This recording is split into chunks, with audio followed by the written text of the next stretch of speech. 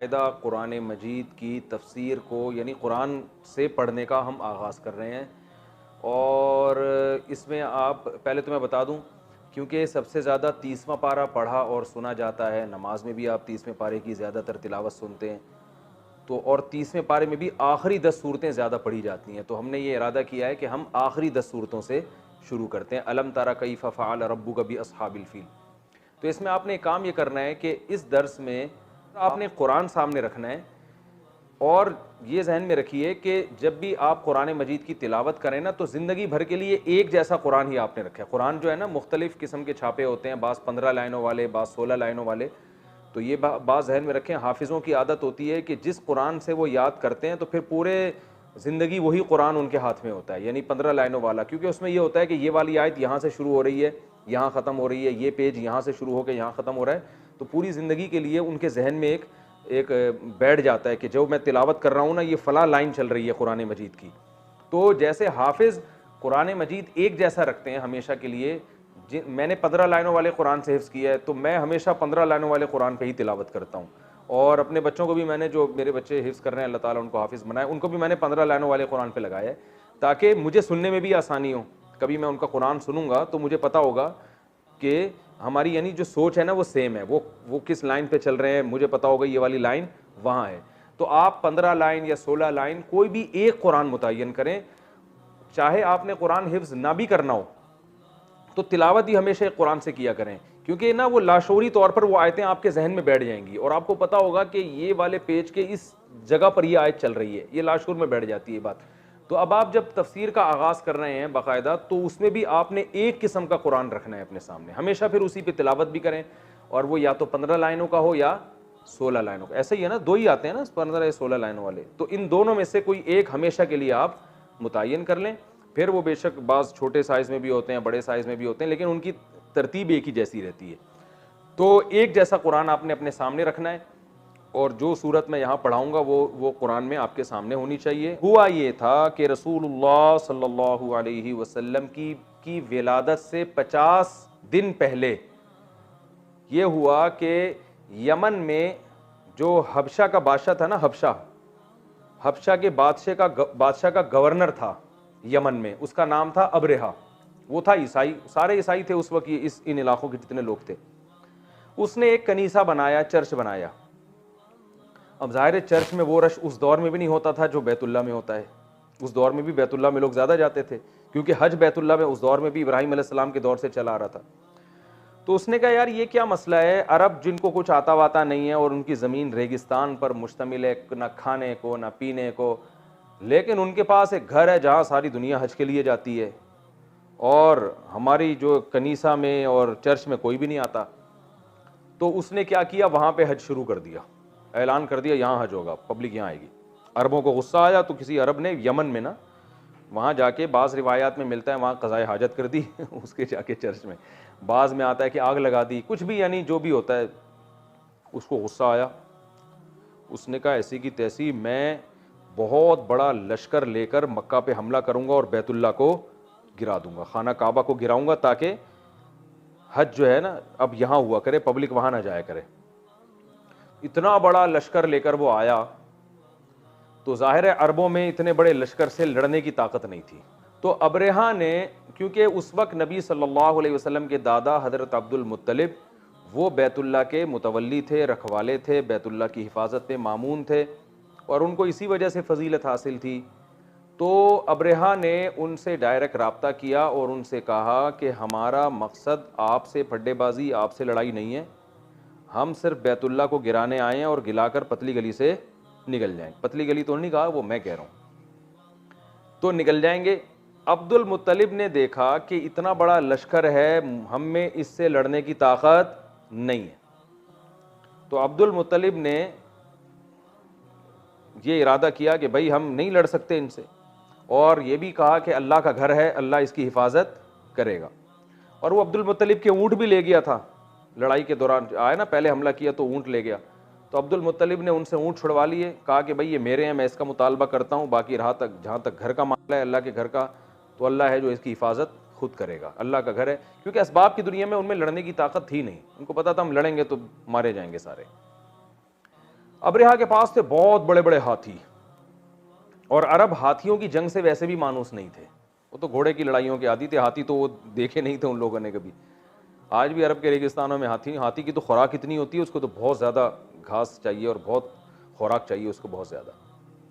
तो जब वो ताइफ के रास्ते से आ रहा था तो उन्होंने वादी मुहस्सिर में पड़ाव डाला, और अब्दुल मुत्तलिब अपने जो है ना लोगों को लेकर पहाड़ों के किनारों पे चले गए कि देखें अल्लाह अपने घर की कैसे हिफाजत करता है।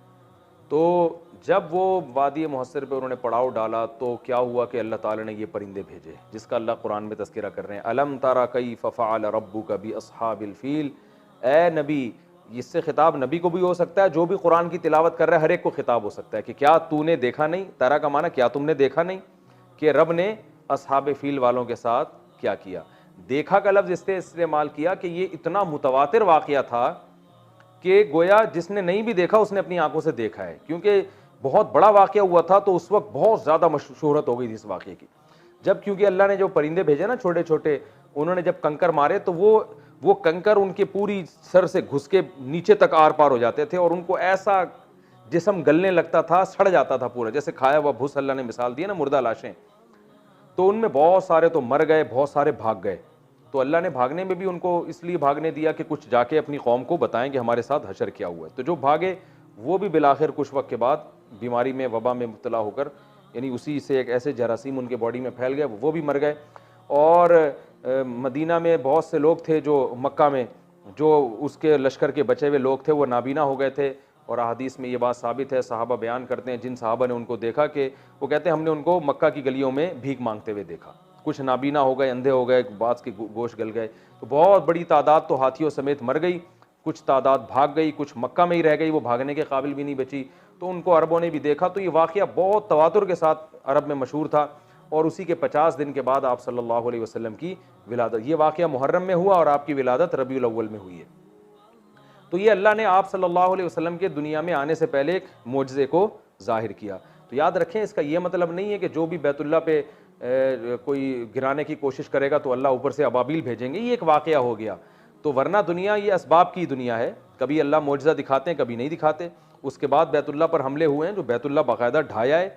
बाज़ जो है वो बनु उमय्या की खिलाफत के दौर में जब हज़रत अब्दुल्ला बिन ज़ुबैर की खिलाफत कायम हुई, तो अब्दुल्ला बिन ज़ुबैर की जो खिलाफत है उसको ख़त्म करने के लिए जो बनु उमय्या के लोगों ने हमला किया, उसमें बैतुल्ला भी की दीवारें भी गिरी थीं।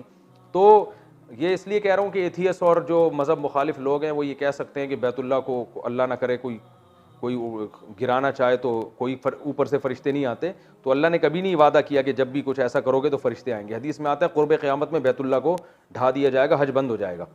तो लेकिन कभी अल्लाह अपनी कुदरत दिखा देता है। तो इसलिए बैतुल्ला की हिफाजत हमारी जिम्मेदारी है। ऐसा नहीं है कि हम भी अब्दुल मुत्तलिब की तरह कि भाई अल्लाह बचाएगा, तो वो तो ठीक है अल्लाह ने बचा लिया, लेकिन अल्लाह ने हमें मुकल्लफ बनाया कि बैतुल्ला की तरफ किसी को टेढ़ी आंख उठाने मत दो। और अगर कोई हमले की कोशिश करता है तो हमने अबाबील का इंतजार नहीं करना, हमने जाके बचाने की कोशिश करनी है, क्योंकि ये दुनिया दारुल असबाब है। यहाँ जो जो असबाब में जो कुछ होता है वो होगा यहाँ पे। तो कभी अल्लाह अपना कुदरत ज़ाहिर कर देते हैं, तो जैसे यहाँ अल्लाह ने ज़ाहिर की ताकि इस बैतुल्ला की अज़मत और ज़्यादा दिलों में बैठ जाए। और अल्लाह ये चाहते थे कि मोहम्मद सल्लल्लाहु अलैहि वसल्लम का ज़ुहूर होने वाला है, तो इस जगह का मुक़द्दस होना पूरी दुनिया मान ले, और फिर इस जगह जो पैगम्बर पैदा होंगे उनको भी लोग मान लें। तो ये नबी के दुनिया में आने से पहले नबूवत की तैयारियां हो रही थी। तो जल्दी से मैं बस बात को कंप्लीट करता हूँ। और जमजम का चश्मा दोबारा दरियाफ्त हो गया, वो भी ये नबी के आने से पहले हुआ है, वो भी नबी की आमद की तैयारियां। तो अल्लाह ने क्या फरमाया, बस ये मैं तर्जमा करके कंप्लीट कर रहा हूँ इसको। अलम तारा कैफ़ फ़अल रब्बुका बि अस्हाबिल फ़ील, क्या आपने देखा नहीं तेरे रब ने हाथियों वालों के साथ क्या किया। अलम यजअल कैदहुम फ़ी तज़लील, अल्लाह ने कैसे उनकी तदबीर को बातिल कर दिया। और वह अरसला अलैहिम तैरन अबाबील, उन पर छोटे छोटे परिंदे भेजे, परिंदों के झुंड भेजे। और तरमीहिम बिहिजारत मिन सिज्जील, जो पत्थरों से उनको मारते थे, फजअलहुम कअस्फिम माकूल, खाए हुए भुस की तरह बना दिया। इससे हमें असबाक क्या मिलते हैं, एक बैतुल्लाह की अज़मत। ये असबाक भी आप डायरी में नोट करके लिखें। बैतुल्लाह की अज़मत, अल्लाह की नज़र में बैतुल्लाह कोई मामूली चीज़ नहीं है। दूसरी बात, नबी सल्लल्लाहु अलैहि वसल्लम की आमद और आपकी नबूवत की भी ये दलील है ये वाक़या, कि ये वाक़या जो है नबी सल्लल्लाहु अलैहि वसल्लम के आने से पहले आपकी अज़मत को ज़ाहिर करने के लिए किया गया। दूसरा सबक ये मिलता है। तीसरा सबक, अल्लाह कुछ करने में असबाब का मोहताज नहीं। आज ये वायरस, कोरोना वायरस फैला हुआ है ना दुनिया में, पूरी ताकतें जनाब, बड़ी बड़ी ताकतें हथियार डाल चुकी हैं। एक छोटे सी अल्लाह ने अबाबिल तो फिर भी इतना बड़ा परिंदा था ना, ये तो बैक्टीरिया जो आम वायरस होता है उससे भी 200 गुना से भी ज़्यादा छोटा है। तो ये इतने से वायरस ने पूरी दुनिया को हिला दिया। तो आप सब कुछ असबाब और वसाइल पे तवक्कुल करके नहीं बैठ सकते, आपको असबाब भी इख्तियार करने हैं, नज़र किस पे रखनी है? अल्लाह पे। वो चाहेगा तो हिफाजत होगी, नहीं चाहेगा तो कुछ भी नहीं हो सकता। आपकी साइंस टेक्नोलॉजी सारी धरी की धरी रह जाएगी। तो अल्लाह जब चाहता है अपने बंदों की हिफाजत करता है, परिंदों के ज़रिए भी। देखें, अल्लाह तोपे भी भेज सकता था आसमान से, लेकिन अल्लाह ने परिंदे भेजे ये बताने के लिए, भाई तुम हमारे परिंदों का भी मुकाबला नहीं कर सकते, तो हमारे फरिश्तों का कहाँ से मुकाबला करोगे? तो ये इस सूरत में हमें असबाब मिलते हैं और हमें इसमें सबक मिलता है कि हम अल्लाह की नाफरमानी से बचें। और फिर हमें रिज़्क़ की तंगी का खौफ हो तो अल्लाह पे नज़र रखें कि भाई अल्लाह कुछ करने में असबाब का मोहताज नहीं है। इज़्ज़त भी वो बग़ैर सबब के दे सकता है, पैसा भी दे सकता है। तो सबसे पहले अल्लाह को राज़ी करना है, बाकी सारे काम बात के हैं। अल्लाह ताला समझने की, अमल करने की तौफ़ीक़ अता फ़रमाए। कल जो हम दर्स पढ़ेंगे इंशाअल्लाह ली इलाफ़ी कुरैशिन का पढ़ेंगे।